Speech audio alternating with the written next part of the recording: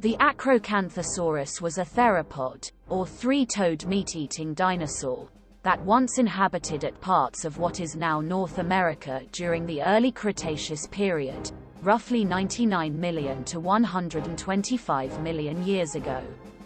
Most Acrocanthosaurus fossils have been found in Texas, Oklahoma and Wyoming.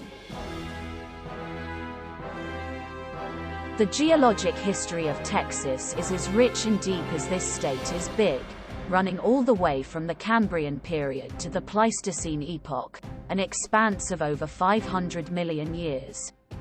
Literally hundreds of dinosaurs have been discovered in Texas.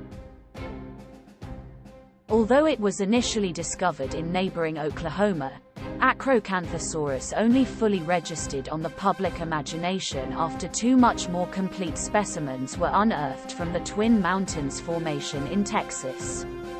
This tall-spinned lizard was one of the biggest and meanest meat-eating dinosaurs that ever lived, not quite in the same weight class as the roughly contemporary Tyrannosaurus rex, but still a predator of the late Cretaceous period. In 1997, Texas designated Pterosaurus as its official state dinosaur.